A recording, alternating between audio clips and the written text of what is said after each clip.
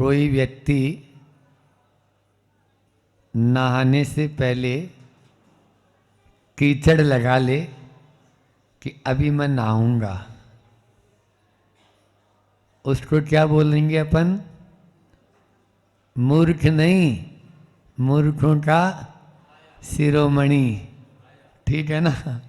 तो अपन भी दान करेंगे, त्याग करेंगे, इस उद्देश्य से यदि हम अर्थ का अर्जन कर रहे हैं, धन का अर्जन कर रहे हैं, वैभव को बढ़ा रहे हैं, तो ये भी हमारी अज्ञानता ही कहलाएगी। ऐसी इस आशय के साथ में आचार्य पूज्यपाद स्वामी की उस कारिका के साथ में अपन ने कल बात की थी। अब आगे शिष्य खुरापाती तो है ही, वो खुरापाती मतलब उसके दिमाग में प्रश्न उठते ही रहते हैं। हाँ, शंकाओं का समाधान और जिज्ञासाओं का समाधान हो ही रहा है। तो इस प्रकार से हमारे मन में भी प्रश्न उठते रहते हैं, और जब तक ये शंकाएं उठती रहेगी ना, तब तक देखो दो तरह की शंका होती है। एक शंका ऐसी होती है जो हमको आगे बढ़ाने वाली होती है, पूर्व पक्ष तो तैयार करना ही चाहिए। आचार्य भगवान भी यही कहते हैं कि आप पूर्व पक्ष, आचार्य वीरसेन महाराज जी हुए, आचार्य अकलन देव राजवार्तिक में भी स्वयं अपने प्रश्न स्वयं उठाते हैं और उनका जवाब भी वो देते हैं, लेकिन वो आगे बढ़ने वाले के आगे बढ़ने के लिए की जाती है। और कुछ शंकाएं ऐसी होती है जो केवल मात्र प्रश्न पूछ लिया, उनका हमारी आत्मा से कोई लेना देना ही नहीं है। आज ज़्यादातर प्रश्न ऐसे ही होते हैं, इसलिए समय सागर जी महाराज के संग में तो तुरंत कोई प्रश्न पूछता है तो तुरंत उसको बोलते हैं कि स्वाध्याय करते हो, पहले कभी किताब खोल के देखी, केवल पूछने पर आ गए बस यहाँ पर। तो ये नहीं, तो ये होना भी नहीं चाहिए।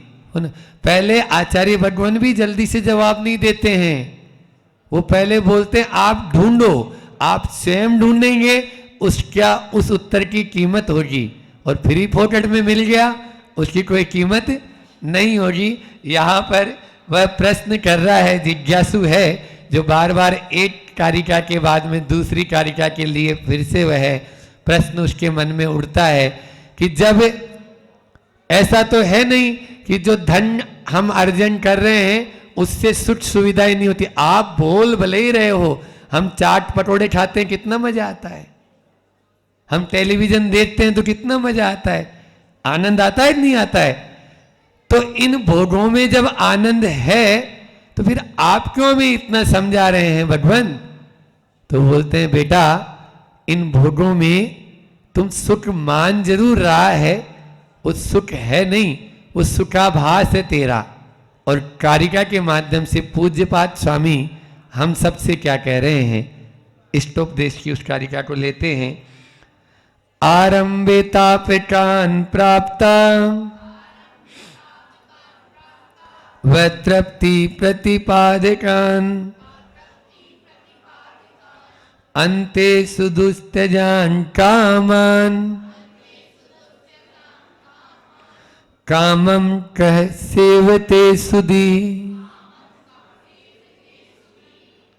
बहुत अच्छा इसमें पूरा वर्णन कर दिया गया है कि जो भोग और उपभोग, भोगोपभोग की सामग्री हम ले रहे हैं, विषयों को हम ग्रहण कर रहे हैं, उनका क्या हाल है। आरंभे तापकान, सबसे पहले तो उनको प्राप्त करना ही संताप को देने वाला है। कठिनाई से प्राप्त होते हैं, ताप से प्राप्त होते हैं, संताप से प्राप्त होते हैं। शुरू में जब प्राप्त करते हैं तो किस तरह से महाराज मालूम तो है, खून पसीना एक करते हैं ना, तब पाई पाई कमाते हैं। आपको क्या मालूम, आप तो बैठ गए बस मंच पर सीधे सीधे। इसलिए बहुत मेहनत करते हैं तब ये हमें मिल पाते हैं। संताप ताप, आरंभे तापकान प्राप्ता, और प्राप्ता वतृप्ति प्रतिपादकान, और अतृप्ति, वतृप्ति में से क्या निकलेगा, अतृप्ति। और जब प्राप्त हो जाते हैं तो अतृप्ति को बढ़ाने वाले हैं। संतोष नहीं होता है, जैसे पानी पीने वाले को ठंडा पानी या बर्फ का पानी या बर्फ पिला दो, बर्फ खिला दो, लगेगा तो उसको अच्छा, लेकिन प्यास बुझेगी नहीं बुझेगी। इसी प्रकार से हमारे भी ये जो भोग हैं, इन भोगों के माध्यम से ये हमें हमारे उस असंतुष्टि ही हमारे हाथ लगेगी।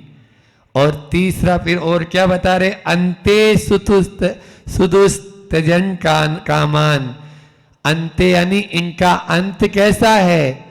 अंत ऐसा ही है जैसा आप लोग सब जानते हैं, मेरे बोलने की जरूरत ही नहीं है ना। अंत ऐसा है कि छूटते नहीं महाराज। एक बार यदि भोगों को भोगना शुरू कर लिया, छोटा सा भी यदि हमारे अंदर में रास्ता निकल जाता है, बहुत कठिन होता है। समझाते समझाते हमें भी 4 महीने तो हो ही गए, और पूर्व में भी आए ही हैं महाराज जी, आगे भी आएंगे, ठीक है ना, ऐसा तो है नहीं। लेकिन फिर भी महाराज छोड़ नहीं पा रहे हैं उनको। क्यों?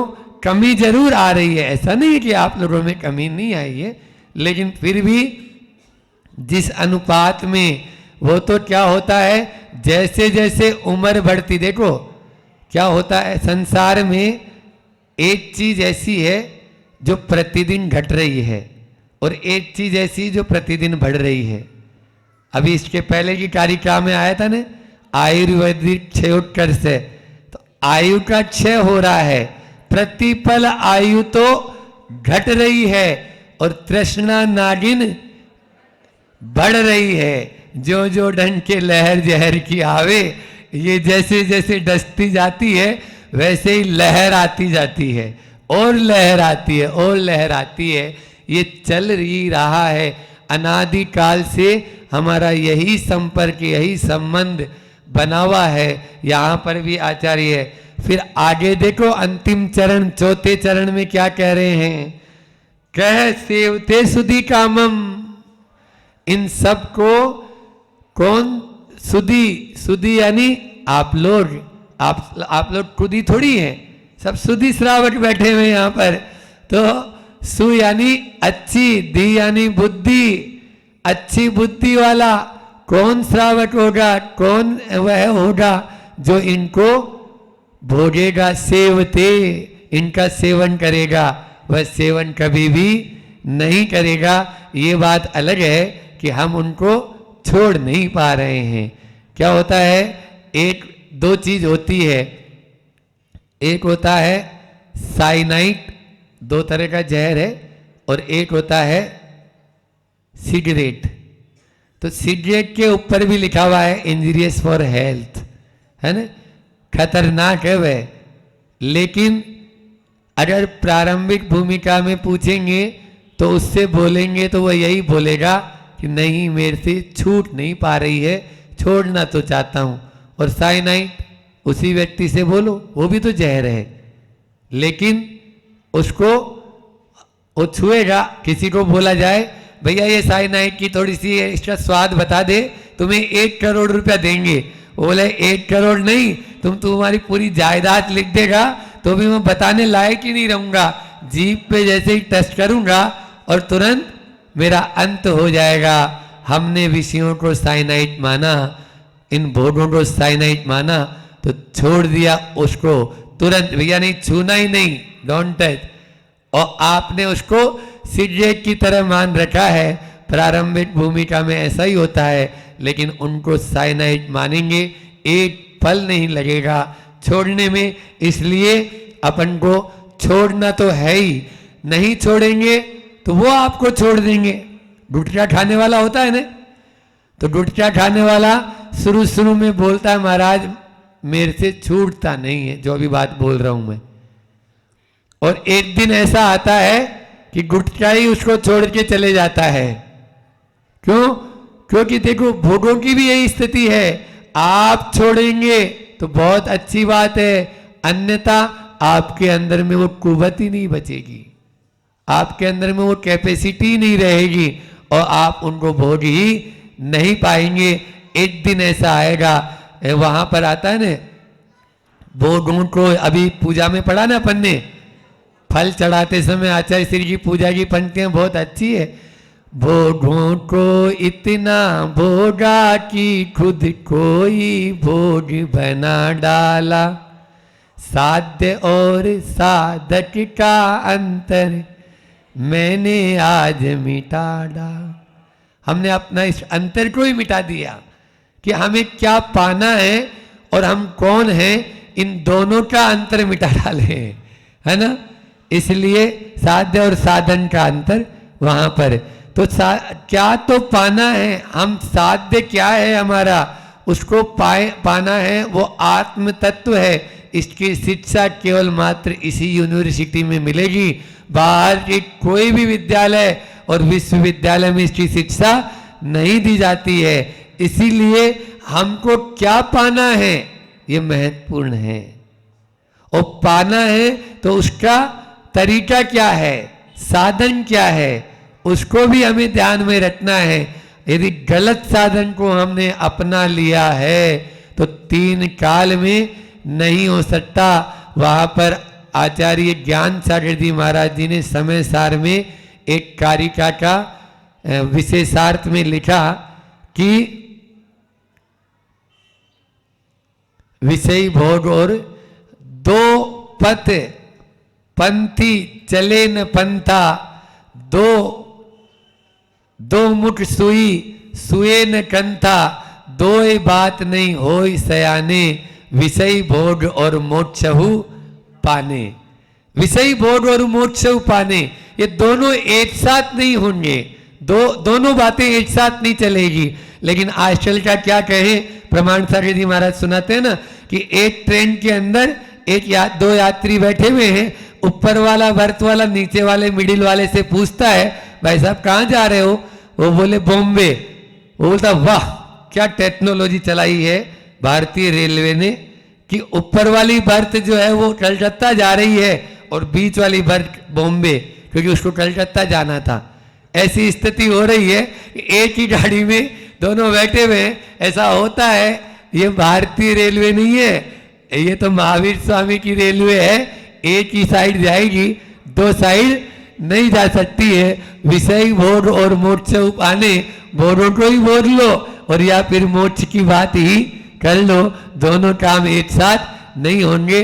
2 पथ पंथी चले न पंथा, 2 मुठ सुई सिए न कंथा, 2 बात नहीं होए सयाने, विषय भोग और मोक्ष पाने, ऐसा वहां पर कहा गया है। इसी प्रकार से तृष्णा जो होती है वो कभी पूर्णता को प्राप्त होती नहीं है, वो तो बढ़ती चली जाती है। जितनी जितनी उसको बुझाने की कोशिश करोगे उतनी उतनी वो ऐसा लगेगा जैसे आग में घी डाला हो। ईंधन, कभी लकड़ी जो है वो ईंधन से तृप्त हुई है, 4 चीजें कभी तृप्त नहीं होती है, 4 चीजें कभी तृप्त नहीं होती। समुद्र है ना, कितना ही नदियों का जल आ जाए कभी तृप्ति को प्राप्त होता है। शमशान में कितने ही मुर्दे जल जाएं कभी तृप्ति को प्राप्त हुआ। ऐसे ही तृष्णा जो है वो कभी भी तृप्ति को प्राप्त होती नहीं है। और अपना मन कभी तृप्त हुआ? आज तक नहीं हुआ है। भले ही बीमार पड़ जाएगा, वहीं पर लेट जाएगा, लेकिन फिर भी एक रसगुल्ला और आ जान दो, खाते खाते बीमार हो गया, फिर भी उसके बाद में भी उसी में उसका ध्यान जा रहा है। ये स्थिति भोजन भट्ट की नहीं, सबकी होती है। जैसे ही सामने थाली नजर आने लगती है, अच्छे पकवान मिठाई नजर आने लगती है, तो वो हमारी पिटाई का कारण बन जाती है, पिटाई का कारण हो जाती है वही मिठाई। और उसके चक्कर में ही संसार में घूम रहे हैं। ये कामम का सेवते सुधी लिखा है ना, तो काम के अंदर 2 इंद्रियां विशेष रूप से लेते हैं। कामेंद्रिय में एक रसना इंद्रिय और एक स्पर्श इंद्रिय, इनको क्या बोला? कामेंद्रिय बोला है। कामम का सेवते सुधी, वो सुधी जन इनका सेवन नहीं करेगा, इन कामेंद्रियों का, इन दोनों इंद्रियों, इन 2 को बस में कर लो, ये 3 तो हो ही जाएगी। और बोलो, इन 2 को बस में कर लो। अच्छा जीव का चटोटनापन और अच्छा ये जो स्पर्शन का जो छूने का मन करता है, ये दो को बस में कर लो। हाँ, आचार्यों ने इन दो को, बहुत कठिन है, बहुत कठिन है, और इनके माध्यम से इन तीनों पर भी कंट्रोल होते देर नहीं लगेगी, क्योंकि जैसा खाएंगे वैसा ही तो मन में आएगा। इसलिए सबसे पहले इस जीभ को, ये 2.5 इंच 2 इंच की 1.5 इंच की है, ये कितनी सी है, इतनी सी है बस ये, और उतरी घाटी हुई माटी। महाराज उतरता ही नहीं, आप लोग कैसे बिना नमस्कार बिना शक्कर का खा लेते हो, हमें तो समझ में ही नहीं आ रहा है। सब खाएंगे, इसको एक लात मारो, हाँ तुझे खाना है, नहीं खाना है, नहीं खाना है ना, चलो उपवास आज का। बस दूसरे दिन वो बोलेगा भूत न देखे सूखे पात, हाँ नींद न देखे टूटी खाट, काम न देखे जाट कुजात। बिल्कुल, आप तो हम बता रहे हैं ना, जो गटर ये लाइन होती है ना, ये क्या बोलते गंदी लाइन, इसमें से चावल बीन बीन के खाने वालों को भी देखा है। आपके जो भोजनशाला होती है कि ब्याह शादियों में, उसमें से जो धोवन का जा रहा है, उसमें से दाल चावल बीन बीन के खा रहे हैं। क्यों?